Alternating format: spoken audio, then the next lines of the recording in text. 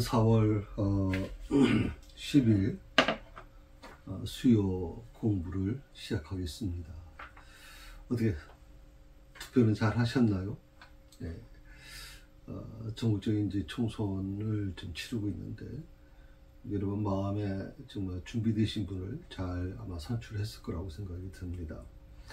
지난주까지는 우리가 제가 11장에 있는 말씀을 이제 오늘 지난주하고 이번 주 두 번 나눠서 이제 전체적인 설교 형식으로 제가 말씀을 좀 드리겠다 그래서 세 가지 단락에 대한 말씀을 드리겠다 그랬어요. 첫째 1절에서 3절까지 11장 1절에서 3절까지 이제 하나님의 때가 뭐냐, 하나님의 때가 때를 어떻게 할 수 있을까 하는 이 시기적인 부분에 대한 부분이죠. 사실 우리 믿는 사람들이 믿는 사람들만이 아니라 믿지 않는 사람들이 특히 여기에 더 관심이 많습니다. 사실 이 자연의 흐름을 여러분 보십시오. 때가 되면 비가 오고, 때가 되면 겨울이 지나면 또 땅에서 이제 씨앗에 싹이 터가지고 또 이렇게 오지 않습니까? 요즘 한참 벚꽃이 막 무성하게 피고 있잖아요. 그런 거 보면 봄이 왔구나 하는 걸 우리가 알죠.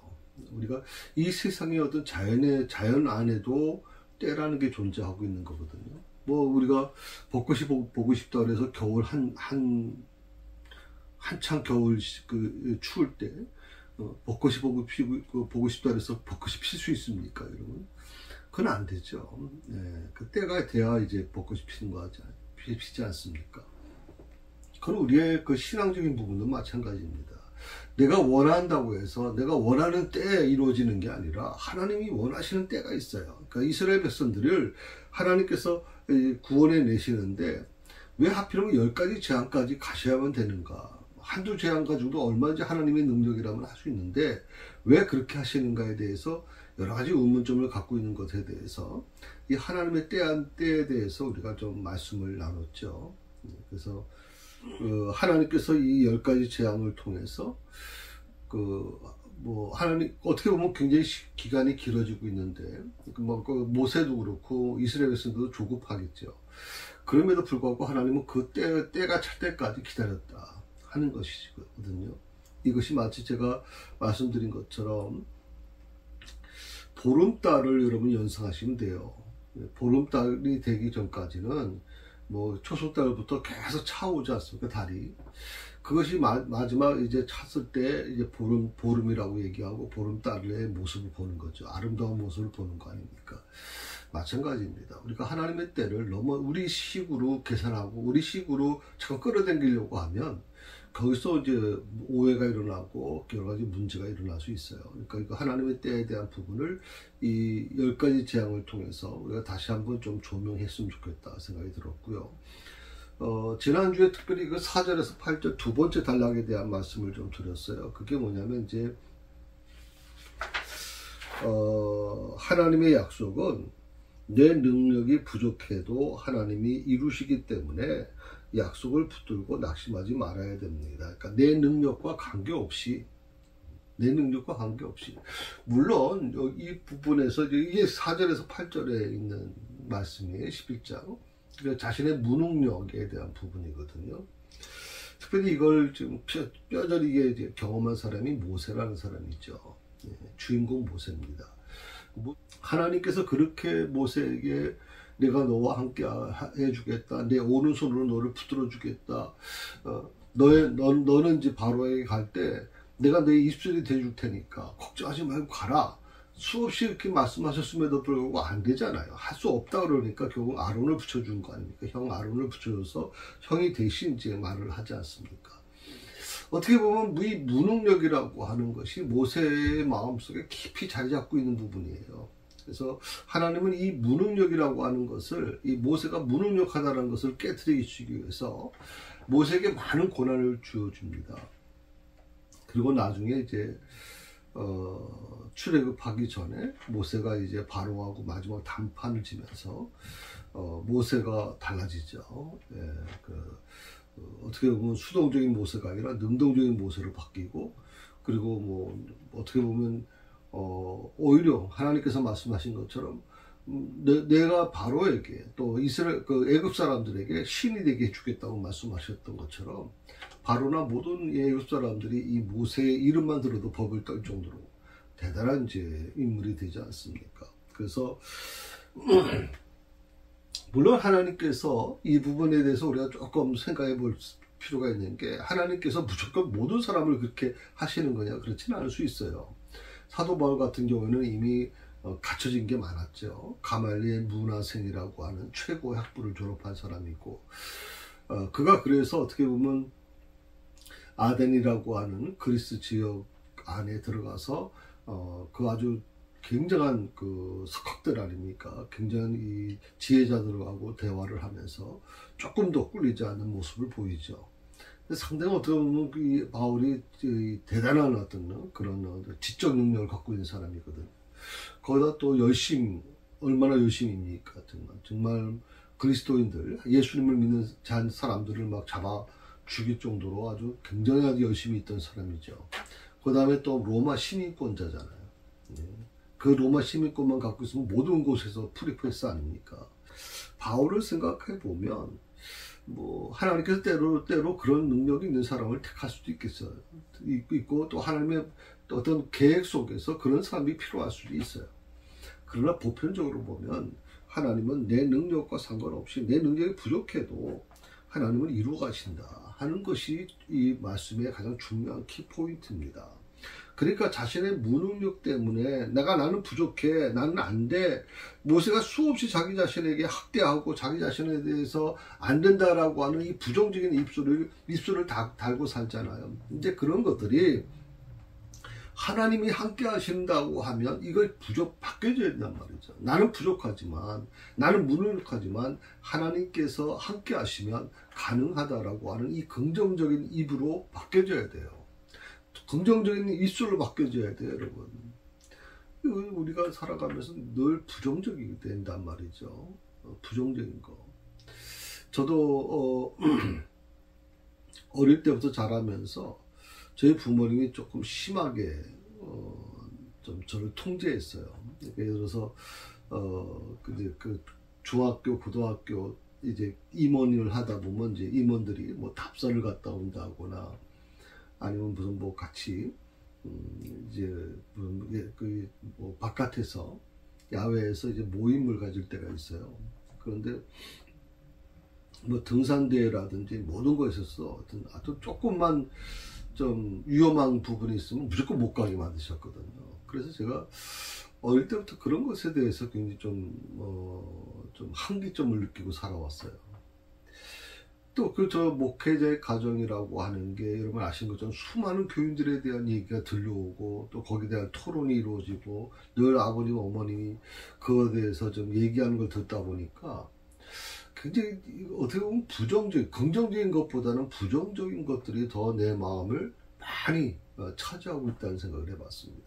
그래서 입을 열면 안 된다, 그건 할 수 없어, 하지 마, 이런 쪽의 말들이 굉장히 많았던 것 같아요. 그런데 제가 결혼하고 또 우리 하정수 사모는 참 긍정적인 사람입니다. 그 집안 자체가 긍정적입니다. 그래서 그런 영향도 제가 많이 받았고요. 또 많이 믿음이 성숙해지면서 제가 가급적이면 이제 긍정적인 입술로 바뀌어지고 우리 아이들도 마찬가지로 그렇게 키웠습니다. 뭐 할 수 없는 형편이지만 그러나 그 아이들에게 늘 얘기해 준 게, 지금도 제가 마음에 뿌듯한 거는 제가 이제 마포에 이제 부목사로 있을 때 신촌 그 연세대학교의 그 교정에 가서 그 유치원밖에 안 된 아이들을 같이 무릎을 꿇고 같이 이제 가족들이 기도한 것이 지금도 기억이 납니다. 아빠는 한국을 품을 거다.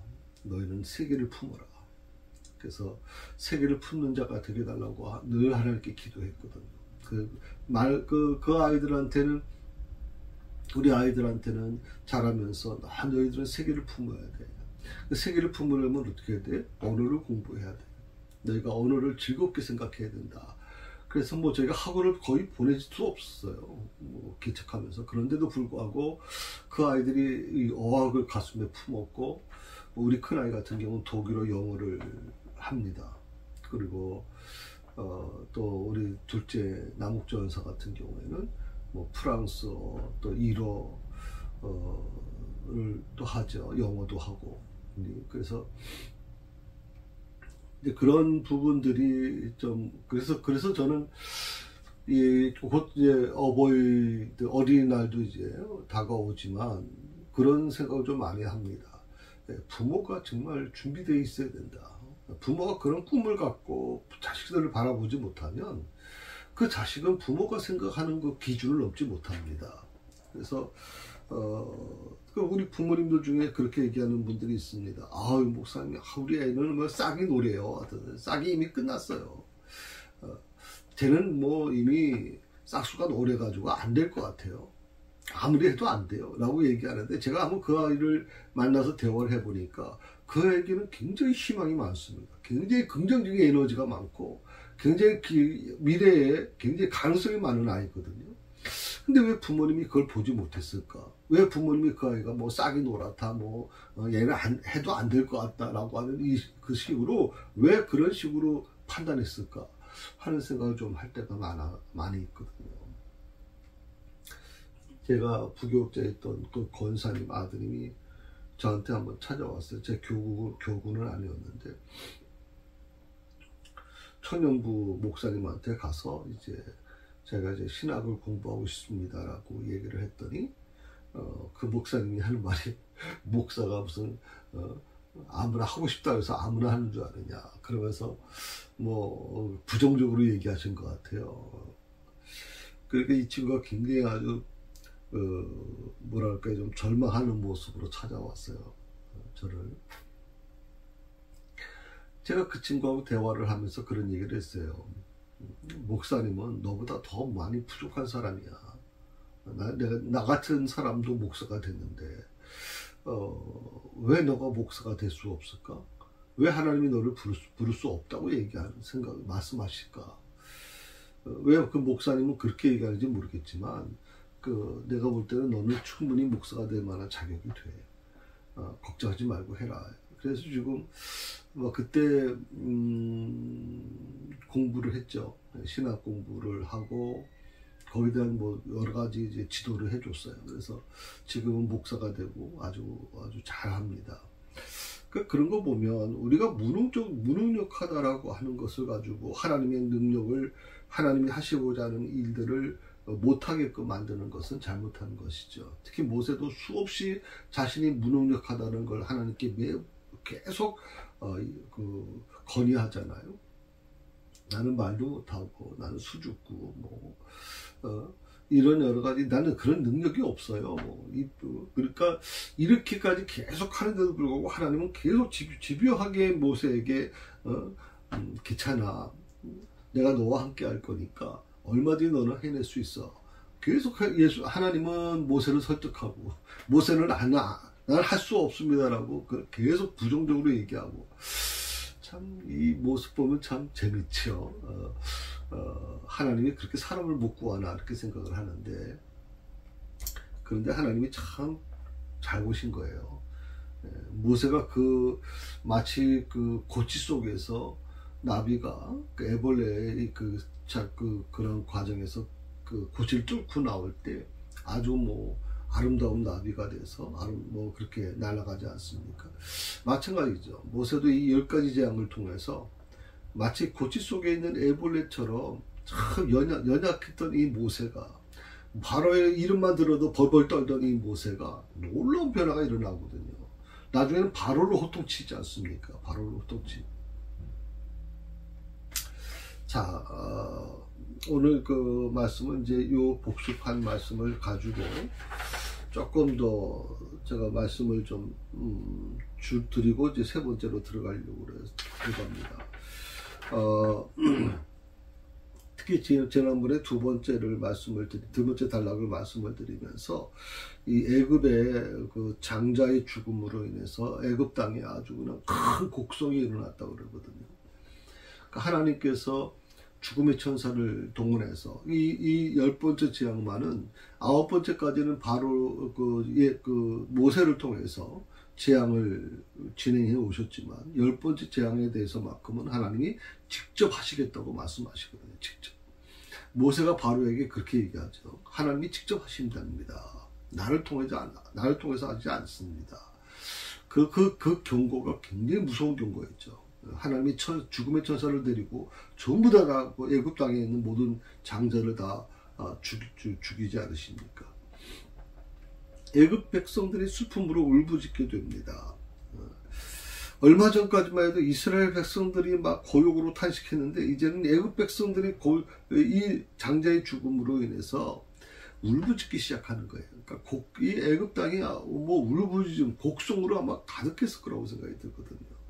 제가 지난번에도 잠깐 말씀을 드렸지만 이 유대 땅에는 근동지방의 이 장례법은 우리하고 다르잖아요. 우리는 뭐 해도 아이고 정도 뭐 옛날 유교식으로 하면 그렇지만 뭐 장례식장에 가도 뭐 그렇게 뭐 물론 우는 소리는 있지만 요즘에는 좀 많이 달라진 것 같아요. 그런데 이 유대 근동지방은요, 이 장례식이 이렇게 잠깐 우리 뭐 한 2-3일 정도 장례를 치르지 않습니까? 손님들이 오고 이렇게 해서 여기는 일주일간을 장례를 합니다. 그리고 그 곡을 하는 사람들이 따로 있습니다. 아주 고성을 지르면서 하기 때문에 멀리서도 그 소리가 들린다 할 정도로 대단하거든요. 그러니 그 애굽 땅에 얼마나 많은 사람들이 그 슬픔을 곡으로 표현했을까요? 얼마나 심각한 문제였을까요? 애굽 땅이 아마 그 애굽 땅을 넘어서 그 주변의 부족 국가들까지도 아마 그 애굽 땅에 일어난 일을 알 정도로 대단하게 아마 그런 어려움이 있었을 거예요. 그런데 애굽 땅은 그렇게 슬픔으로 가득 찼는데 이스라엘 백성들은 어떻습니까? 7절의 말씀을 보시게 되면 7절에 한번 보세요. 7절 말씀을 보게 되면 그러나 이스라엘 자손에게는 사람에게나 짐승에게나 개 한 마리도 그 혀를 움직이지 아니하리니 여호와께서 애굽 사람과 이스라엘 사이를 구별하는 줄 너희가 알리라 하리니. 개 한 마리도 짖지 않는다. 여러분, 개라는 동물이 뭐예요? 주위에 민감한 동물이거든요. 사람이 멀리서 지나가도 이 개가 갖고 있는 시각도 그렇고 후각도 그렇고 대단합니다. 지금 사람이 맡을 수 없는, 사람이 볼 수 없는 걸 보는 게 개거든요. 그런데 굉장히 주위에 민감한 것이 개인데 어떻게 보면 애굽의 큰 곡성과는 완전히 상관되게 이스라엘 각 집에는 하나님의 보호하심으로 인해서 평온이 깃든다는 거예요. 그걸 뭐라고 얘기하면 개 한 마리조차 소리를 내지 않는다. 개 한 마리조차 소리를 내지 않는다. 이게 어떻게 가능할까요?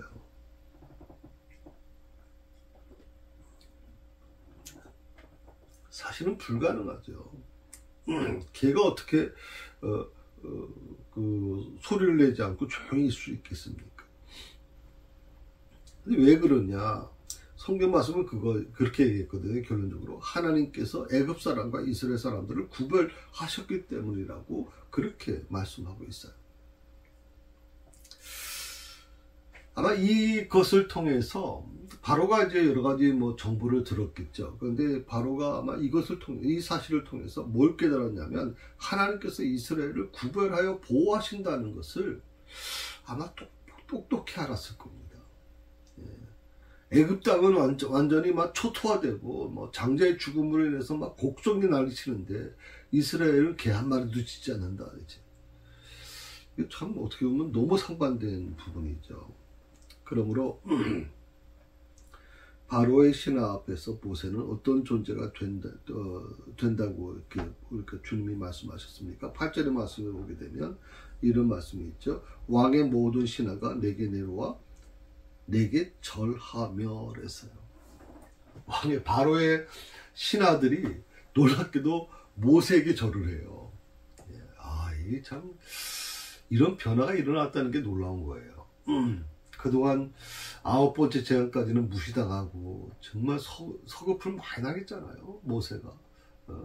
뭐 하나님의 말씀을 대언한다고 왔는데 불구하고 바로는 인정도 안 하죠. 그리고 바로가 뭐라 그럽니까? 내 눈에 뜨면 넌 죽어.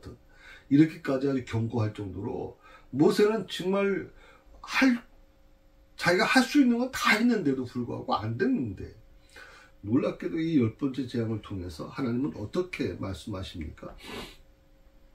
왕의 모든 신하가 내게 내려와서 내게 절하며 라고 하는 이 놀라운 사실을 보여주시는 거예요.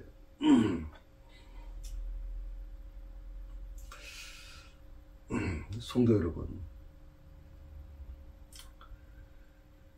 이게 뭐 모세가 노력했다고 되는 게 아니잖아요. 그래서 우리가 한 가지 기억해야 될 게, 모세가 노력해서 한 게 아니에요. 이건 하나님께서 모세에게 그렇게 이미 준비시키셨고 또 그렇게 모세를 높여주신 거예요. 여러분이 이 세상에서 뭐 누구나 다 높아지고 싶죠. 뭐든지 다 뭐 인정받고 싶지 않아요? 그러다 보니까 우리는 해서는 안 되는 것까지 동원해서 하려고 그럽니다. 근데 여러분께 다시 한번 말씀드리고 싶은 거는, 내가 하는 게 아니라 하나님께서 하신다는 것을 여러분 기억하세요. 그러니까 내가 내 능력과 상관없이 하나님께서 높여주시는 거예요. 어떻게 여러분 생각해 보시죠. 바로의 신하들이 모세에게 내려와서 절을 했다는 걸 여러분 상상할 수 있겠습니까? 불가능한 얘기죠, 이거는. 그리고 모세가 바로와 그 바로의 신하들에게 심히 크게 배웠다고 그렇게 얘기하고 있죠. 3절의 말씀에 보면 그게 나왔어요. 여호와께서 그 백성으로 애굽 사람의 은혜를 받게 하셨고, 또 그 사람 모세는 애굽 땅에서 있는 바로의 신하와 백성의 눈에 아주 위대하게 보였다. 아주 위대하게 보였다.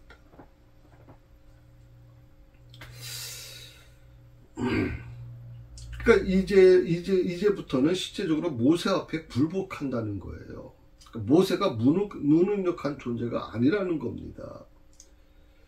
모세에게 완전히 굴종하여 예의를 갖추게 될 것이라는 말이에요. 모세의 권위가 하루를 찌를 듯 할 것이고, 신격화되었던 바로의 명예가 철저하게 추락할 것이라고 하는 것을 하나님은 미리 말씀하고 계시는 거예요. 사실 모세를 무시하고 비난하고 조롱했던 사람들이 바로 바로의 신하들인데, 그런 바로의 신하들이 모세 앞에 무릎을 꿇는다.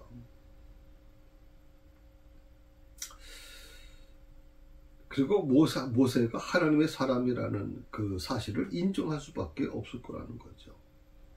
오늘 4장 1절에서 주여 나는 본래 말을 능치 못한 자라 주께서 주의 종에게 명하신 후에도 그러하니 나는 입이 뻣뻣하고 혀가 둔한 자입니다 라고 했던 이 모세가 이제는 어떻게 돼요? 하나님이 직접 사용하는 하나님의 사람, 능력의 사람으로 인정받게 되었다는 것입니다. 그래서 내게 능력이 없다고 낙심하지 말아야 됩니다. 특히 여러분들이 여러분의 자녀들을 바라보시면서 우리 자녀는 왜 그럴까? 다른 애들은 다 뭐 공부만 잘하던데 우리 애들은 왜 그렇게 못하는 걸까? 라고 생각하지 마시고, 그 아이들에게 하나님이 주신 달란트가 있을 겁니다. 그걸 찾아내셔야 돼요. 부모는 그걸 찾아내셔야 되는 거예요. 왜? 본인들은 잘 몰라요. 우리 자녀들은 그걸 잘 모른다고. 내가 무슨 능력을 갖고 있고 무슨 하나님이 내게 달란트를 줬는지 잘 찾아내지는 못해요. 그러니까 그걸 찾아낼 수 있는 건 부모예요. 그 아이들과 같이 동고동락하면서 그 아이가 갖고 있는 게 뭔지, 예를 들어서 수학은 잘 못하지만, 산수 수학은 잘 못하지만 이 아이는 언어적인 부분이 탁월하다거나, 이 언어적인 부분은 약하지만 이 수리적인 부분이 탁월할 수도 있고, 어떤 아이들은 역사적인 부분을 굉장히 관심이 있고 거기에 탁월한 능력을 갖고 있는 애들이 있거든요. 이런 걸 찾아내서 거기에 맞춤식으로 그 아이를 키워낼 때 그 아이가 굉장히 아름답게 성장할 수가 있는 겁니다. 이걸 해줄 수 있는 건 부모밖에 없어요, 여러분.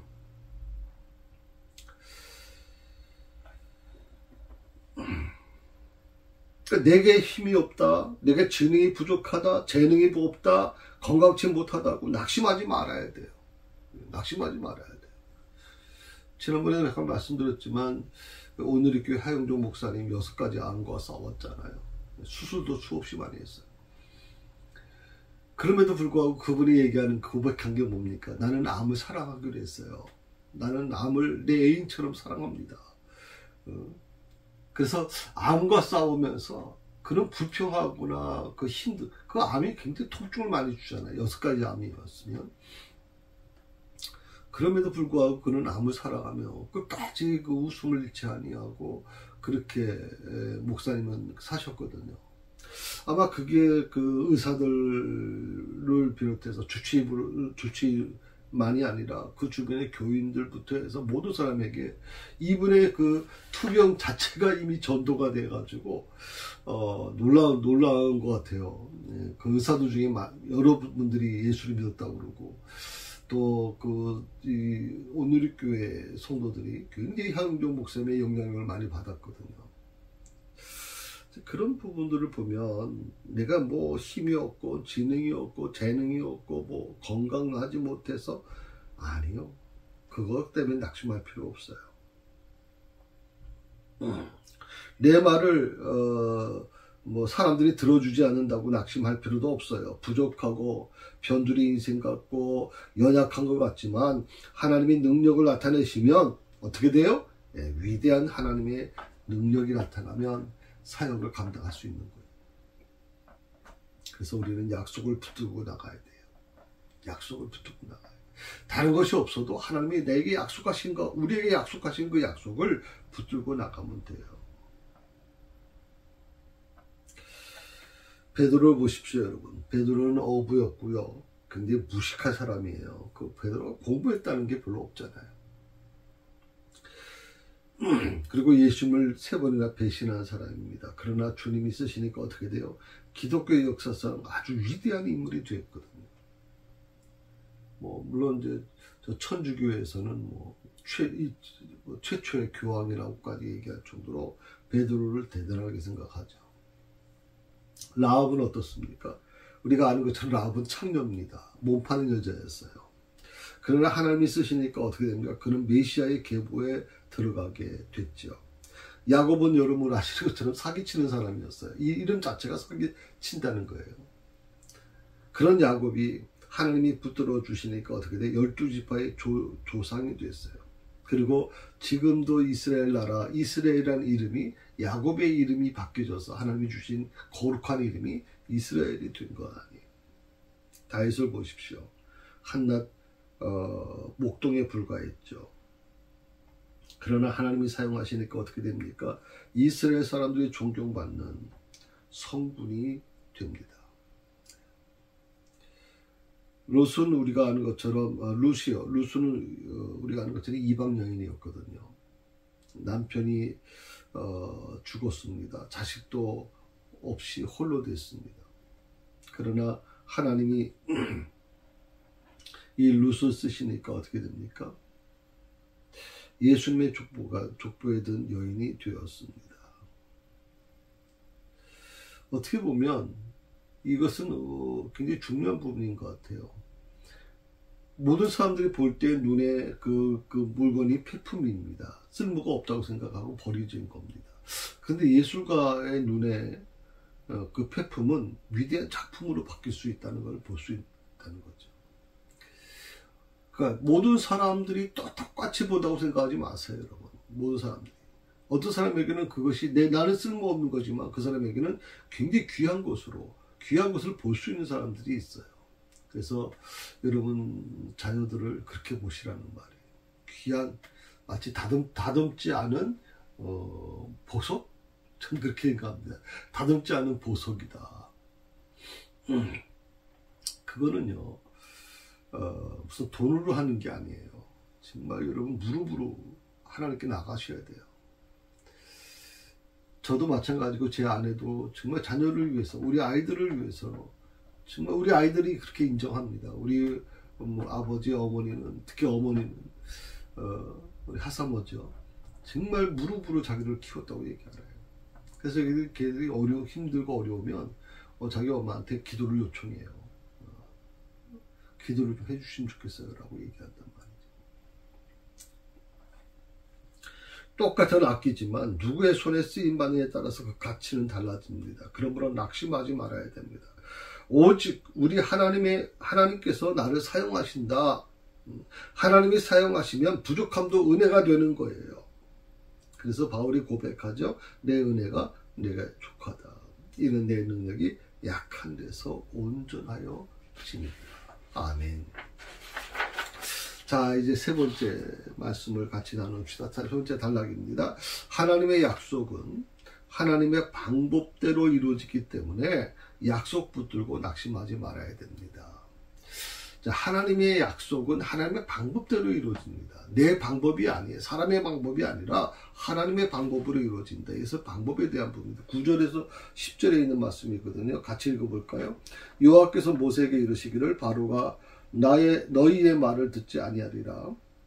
그러므로 내가 애굽 땅에서 나의 기적을 더하리라 하셨고 모세와 아론이 이 모든 기적을 바로 앞에서 행하였으나 여호와께서 바로의 마음을 완악하게 하셨으므로 그가 이스라엘 자손을 그 나라에서 보내지 아니하였더라. 어떻게 보면 우리가 하나님의 약속을 붙들고 일하다가 때때로 낙심하게 될 때가 있어요. 그 낙심하는 이유가 뭐냐면 내가 원하는 방법대로 되지 않는 거예요. 내가 계획해놓고 내가 다 생각해놓은 게 있는데 그게 이루어지지 않을 때 우리는 낙심하게 된단 말이죠. 특히 그 대표적인 사람이 누구냐면 요나라는 선지자예요. 이 요나라는 선지자는 니느웨를 가서 하나님의 말씀을 전하라고 그 니느웨 백성을 이제 구원하라고 하나님이 명령을 내리셨어요. 그런데 요나는 니느웨가 구원받는 걸 원치 않았어요. 왜? 니느웨가 이 유대인들에게 행했던 아주 굉장히 모질은 안 좋은 그 과거의 관계가 있어요. 니느웨 사람들이 유대인들을 아주 무차별 학살을 했거든요. 그러니까 이 요나가 선지자 전에 유대인이잖아요. 그러다 보니까 내 민족을 어마어마하게 학살했던 그 니느웨 사람들을 어떻게 용서하라는 겁니까? 어떻게 그게 그들에게 구원이 하나님이 구원을 시켜준다고 하는 이 부분을 나보고 하라는 겁니까? 요나는 용납을 못해요. 그러니까 원수들이, 니느웨 사람들이 다 죽기를 원했어요. 그런데 놀랍게도 니느웨 사람들이 회개를 하는 겁니다. 이 모습을 보면서요, 요나가 이제 박넝쿨 밑에서 낙심이 돼서 하나님께 생명을 거둬달라고 요청하잖아요. 어떻게 보면 요나 스스로가 그렇게 생각했겠죠. 내가 말씀을 전하지 않았다면 저들이 구원받지 못했을 텐데, 저들은 당연히 죽어야 되는 사람들인데, 저주받아야 되는 사람들인데, 내가 말씀을 전하는 바람에 저들이 회개하고 돌아왔다는 거 아니에요. 그러니까 하나님의 심판은 멈췄고 하나님의 심판이 이루어지지 않고, 그러니까 박농쿨 밑에서 그가 하나님께 투정하는 게 뭐예요? 내 생명 걷어가다라는 거 아니에요. 자, 모세는 9번이나 재앙의 현장에서 하나님의 약속을 붙들고 사명을 감당했습니다. 그러니까 모세가 계속적으로 이 약속을 지키지 않으니까 모세가 어떻게 생각을 했냐면,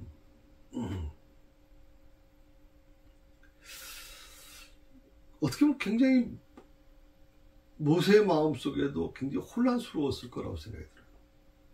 나는 하나님의 말씀을 들고 들어가서 9번이나 지금 말씀을 전했고 능력을 행했는데도 불구하고 모세는 점점 더 마음이 강팍해지고 있으니까.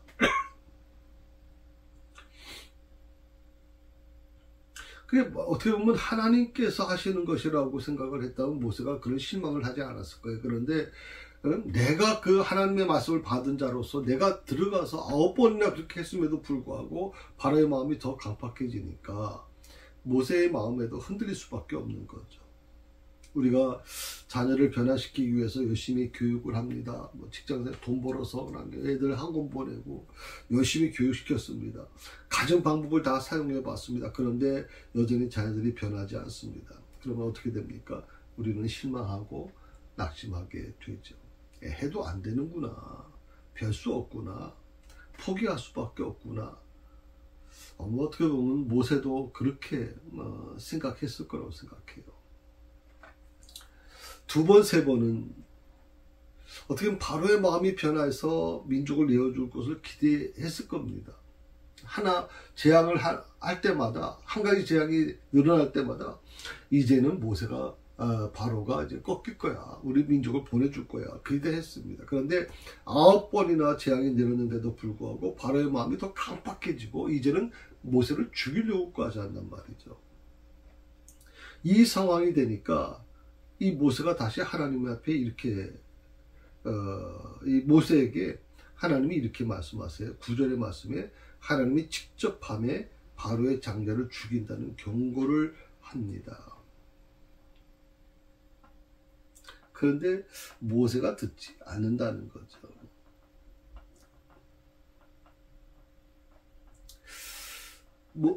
모세의 말을 듣지 않는다는 거죠. 그러니까 어떻게 보면 바로가 끊임없이 이 모세의 말에 대해서 불신할 수밖에 없다는 거예요.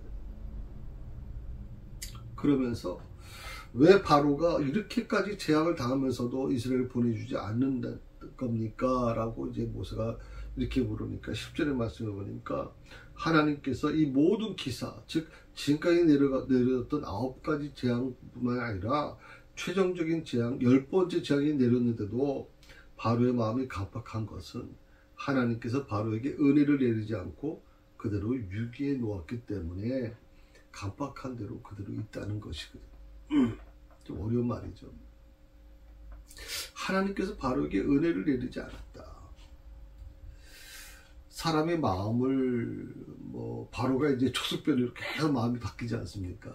하나님께서 그 마음을 굳건하게 만들어 주셨다면 첫 번째, 세 번째, 다섯 번째, 9번째 재앙까지만 해도 바로가 돌아섰다면 10번째 재앙에 후계자가 죽는 그런 아픔은 일어나지 않았겠죠. 그럼에도 불구하고 하나님께서 그냥 내버려 두셨다라고 하는 거거든요. 그래서 그 바로가 강팍해지는 것을 그들을 유지시켰다. 이게 바로 하나님의 방법이라는 겁니다.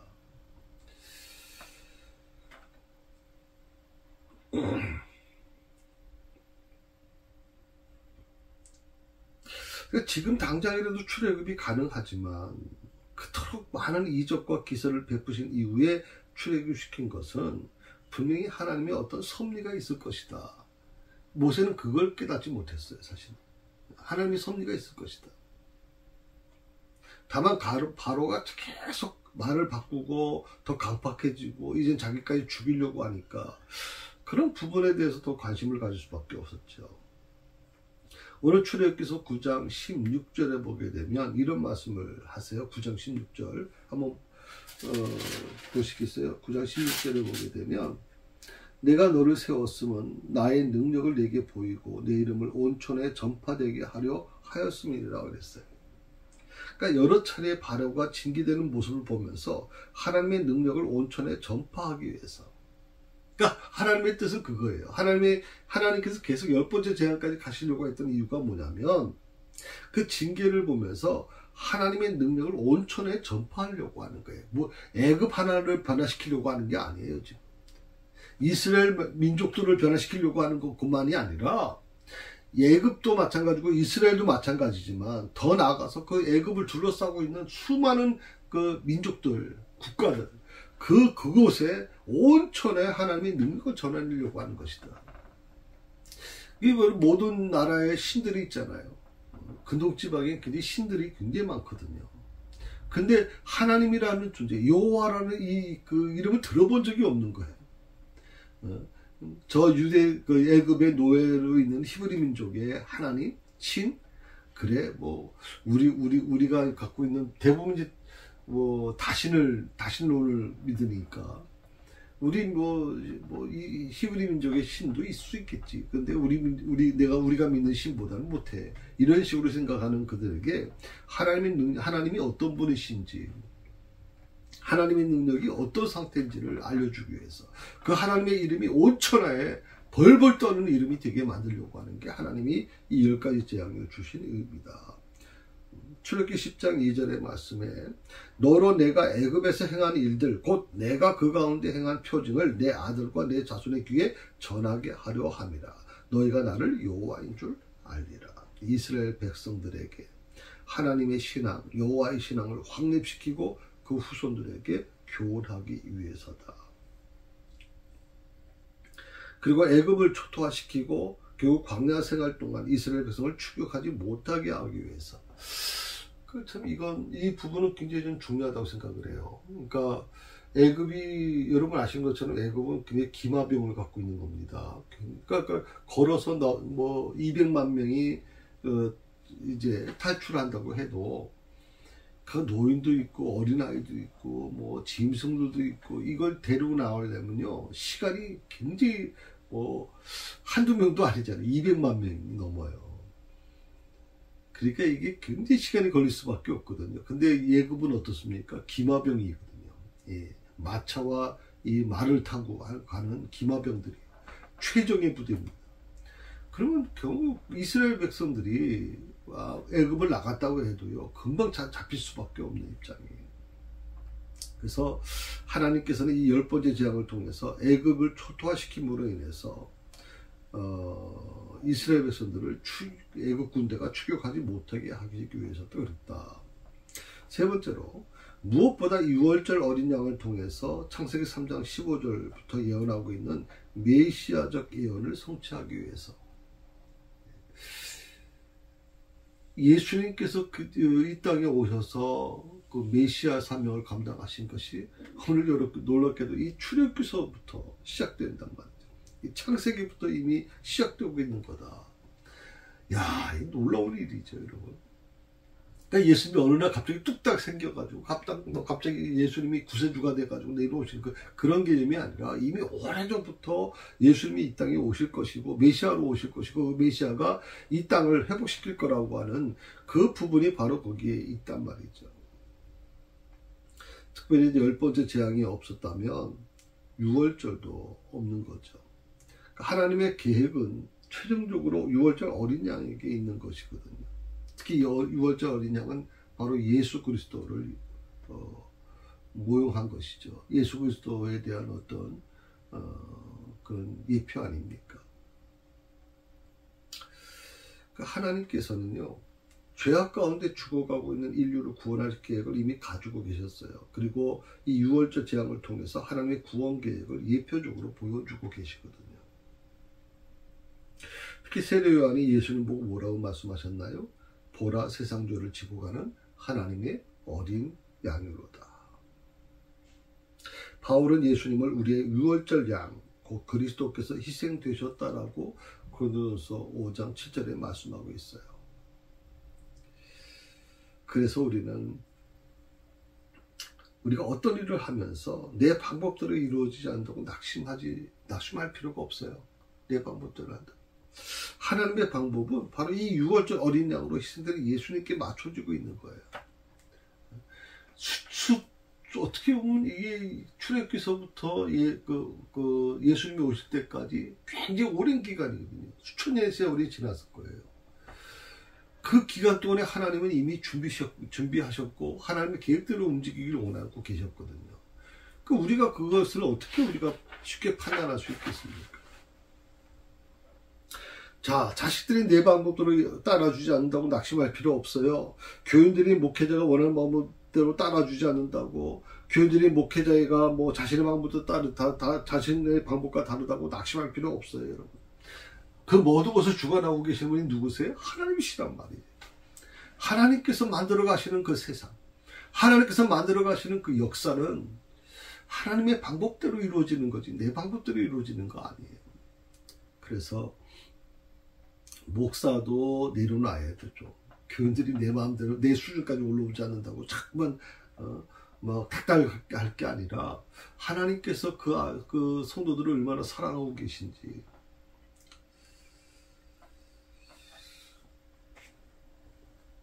교회가 부흥되지 않는다고 낙심할 필요 없어요. 하나님은 성도 한 분 한 분을 통해서도 얼마든지 교회를 부흥시킬 수 있거든요.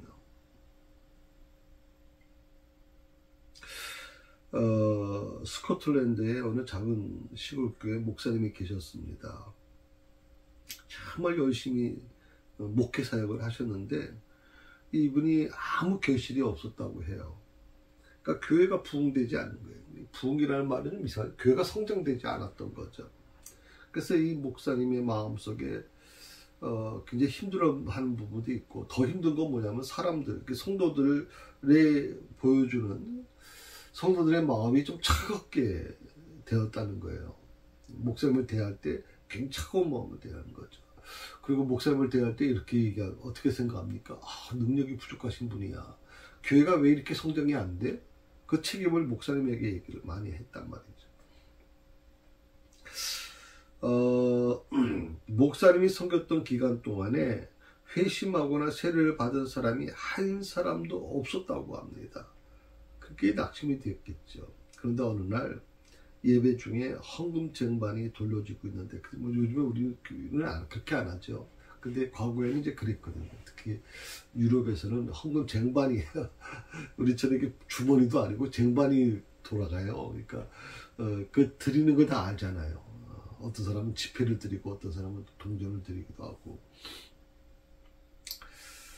그러니까 어느 한 소년이 갑자기 그 쟁반을 조금 바닥에 좀 내려달라고 부탁을 해요.